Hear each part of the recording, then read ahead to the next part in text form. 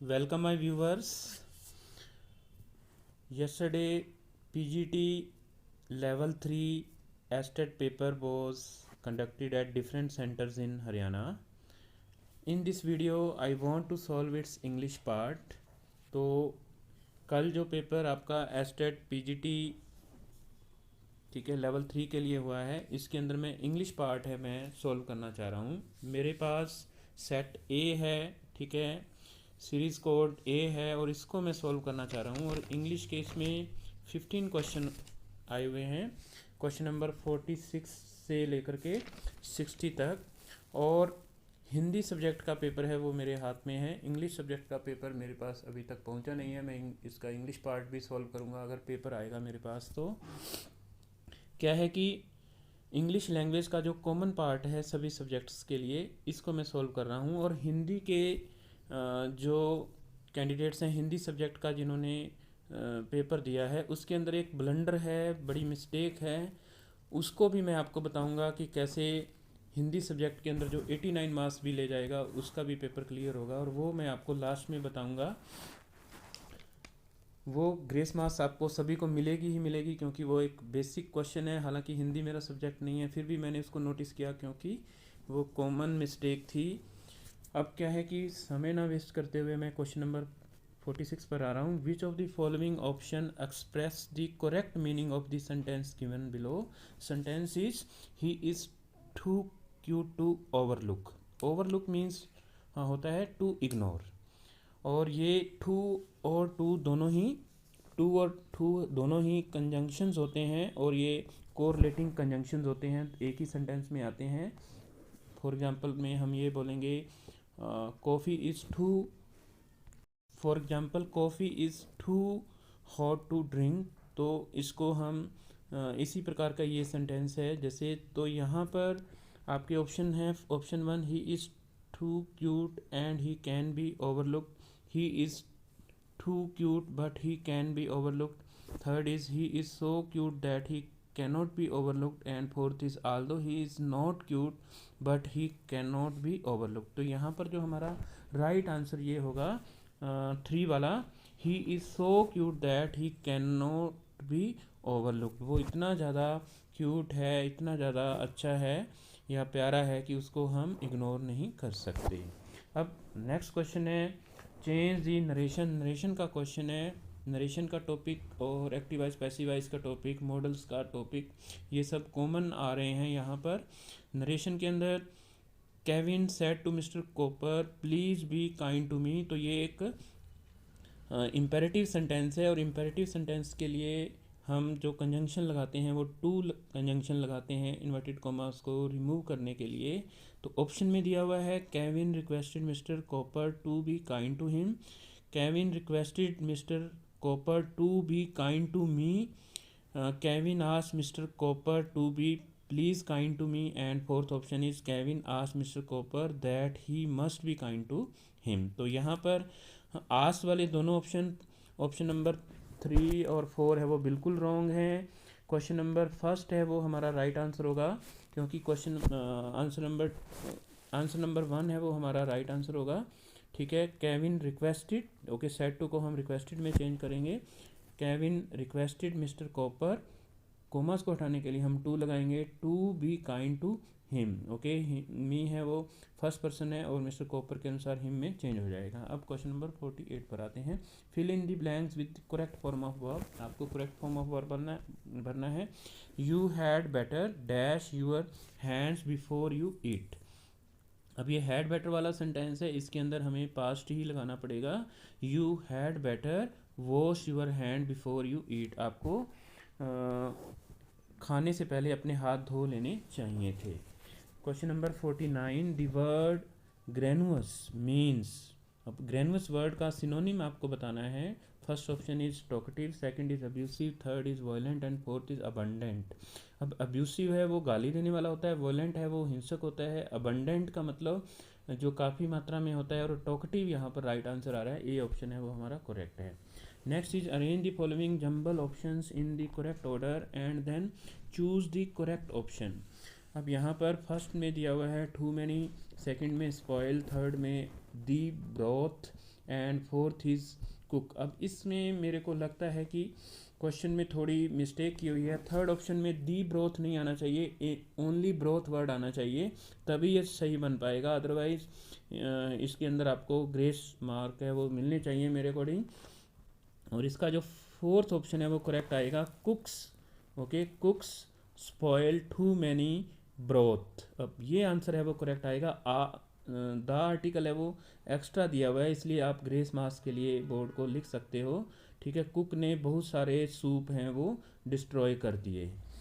अब next question है 51, fill in the blanks with correct option. Let us stay here while it.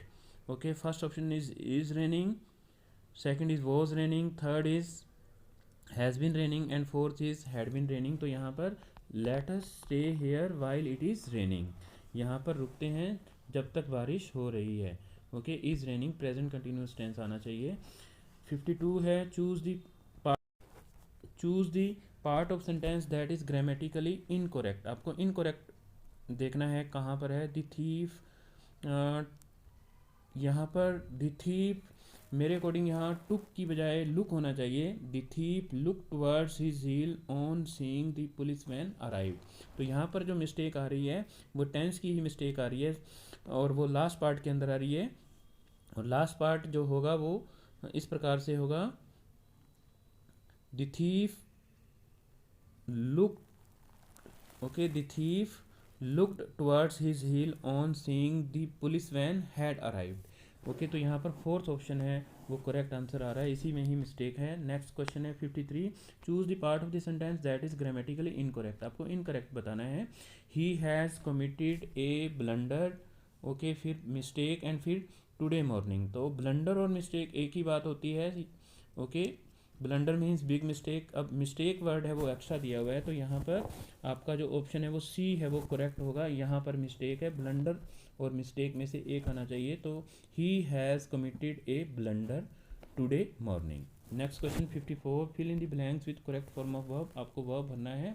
अब ये subject verb agreement का question है। Subject verb agreement के ऊपर मैं ऑलरेडी वीडियो बनाई हुई हैं, आप उसको देख सकते हैं मेरे YouTube channel easy English NCERT learning with Chandrapal play list के अंदर है वो बहुत अच्छी तरह से ये करवाया हुआ है। Neither you nor, okay, dash made his mistake. तो यहाँ पर जब नीदर और नॉर से कोई भी सब्जेक्ट है वो कोई भी सेंटेंस दिया होता है, तो उसके अंदर जो हमारा एग्रीमेंट होगा वो सेकंड सब्जेक्ट के साथ होगा, तो शी के साथ हैज़ आना चाहिए। Neither you nor she has made the mistake. Next है 55, fill in the blanks with correct modal auxiliary. अब मॉडल ऑक्सिलरी का क्वेश्चन है, ठीक है। मॉडल ऑक्सिलरी के ऊपर भी मैंने वीडियो है वो बनाई हुई है, और उसको आप देख सकते हैं easy English NCERT learning with Chandrapal. Okay, और प्लेलिस्ट में जाकर के आप मॉडल ऑक्सिलरी को सर्च करेंगे तो आपको आ जाएगा। Passengers dash not walk across the railway line. Okay, prohibition दिया हुआ है, मनाही की हुई है, तो यहाँ पर आपका जो ऑप्शन दिया हुआ है वो should, second is can, third is need and fourth is must. तो यहाँ पर passenger must not walk across the railway line, prohibition है ये, तो fourth option is correct. Next 56, choose the correct passive of the given sentence. Sentence दिया है, इसका passive form बनाना है आपको। Did he kill A lion, question mark दिया हुआ है। जब क्वेश्चन मार्क दिया होता है एक्टिव वाइज पैसिव वाइज के अंदर, तो हमारा आंसर भी क्वेश्चन मार्क में ही होता है। तो ये डिड ऑप्शन है, did a lion killed by him, was a lion killed by him, was a lion killed by him. और fourth is had a lion been killed by you. तो यहाँ पर जो, क्योंकि ये पास्ट इंडेफिनिट टेंस है तो वॉज से शुरू होगा, उसके बाद हम सब्जेक्ट लाइन लगाएंगे, was a lion killed by him. Third option है वो करेक्ट आ रहा है यहाँ पर। Now 57th, fill in the blanks with correct option. Mister Sudhir Soni is, okay, dash RAS officer. तो यहाँ पर जो एब्रीवेशन वर्ड होते हैं जैसे MLA, MP, okay, MA, BEd, इनके लिए हम एन लगाते हैं, एन आर्टिकल लगाते हैं, तो ऑप्शन 1 है वो करेक्ट है यहाँ पर। Fill in the blanks with correct option that completes the idiom. Idiom दिया हुआ है, इडियम के ऊपर भी मैंने मुहावरों के ऊपर आपके लिए वीडियो बनाया हुआ है, आप देख सकते हैं। ओके, इम्पोर्टेंट जो इडियम है वो मैंने कवर किए हुए हैं उसके अंदर। कॉम्पिटिटिव एग्ज़ाम के नाम से ये हमारा एक प्रकार से बना हुआ है, क्या है, a rolling stone okay dash carries rough winds, second is kills no one, third is gather no sauce and fourth is gather no moss। तो ये मुहावरा बहुत फेमस मुहावरा है, a rolling stone gathers no मोस। ये फोर्थ ऑप्शन है वो करेक्ट आ रहा है कि जो अभ्यास करता रहता है उसको जंग नहीं लगता, इस प्रकार से इसका मीनिंग आता है। नेक्स्ट 59 सेकंड लास्ट क्वेश्चन है, fill in the blanks with correct option. When Manisha reach the bus stand okay the bus okay, अब ऑप्शन में दिया हुआ है was already left, had already left, third is already left and fourth is has been already left. तो यहाँ पर present sorry past indefinite के साथ पास्ट परफेक्ट आना चाहिए, तो यहाँ पर हैड ऑलरेडी लेफ्ट है वो सेकंड ऑप्शन करेक्ट आ रहा है। अब लास्ट क्वेश्चन है इंग्लिश पार्ट का, बहुत इंग्लिश ईजी आई हुई है ओके, इंग्लिश में स्कोर करना बहुत ईजी है। Which of the following sentence is the correct option to express present perfect continuous tense. तो प्रेजेंट परफेक्ट कंटिन्यूअस को कौन सा एक्सप्रेस कर रहा है, तो अब प्रेजेंट परफेक्ट कंटिन्यूअस के अंदर हैज़ बीन या हैव बीन, उसके बाद में first form of verb and ING होना चाहिए।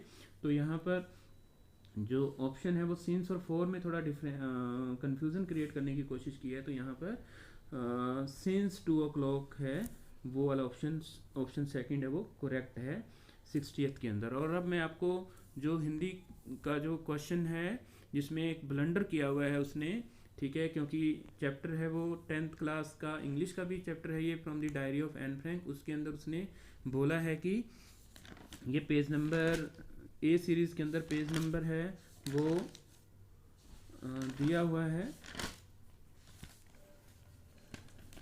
Page number yes question number 137 दिया हुआ है। डायरी के पन्ने नामक डायरी अंश में लेखिका ने किट्टी का संबोधन किसे दिया है। अब किट्टी का संबोधन ये मैं भी जानता हूँ इंग्लिश टीचर होने के बावजूद भी कि डायरी को ही किट्टी बोला गया है। इसने ऑप्शन में माँ को, बहन को, अध्यापिका को या गुड़िया को बोला हुआ है। तो इसके लिए जो हिंदी के एस्पिरेंट्स हैं, हिंदी के जो कैंडिडेट्स हैं, उनको बोर्ड को लिखना चाहिए और एक ग्रेस मार्क है वो ज़रूर लेना चाहिए।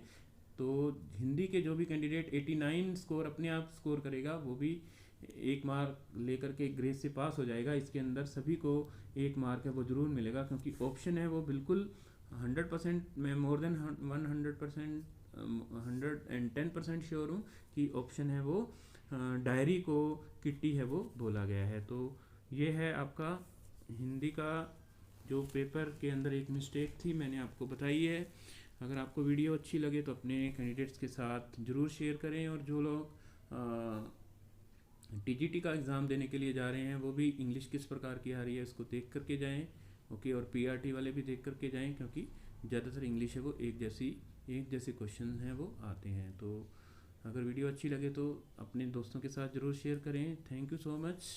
अगर बाकी के पेपर मेरे पास आते हैं जैसे इंग्लिश का पीजीटी का, टीजीटी इंग्लिश का या पीआरटी का, तो उसके अंदर इंग्लिश पार्ट है मैं आपके लिए ज़रूर सॉल्व करूँगा। Thank you so much and have a nice.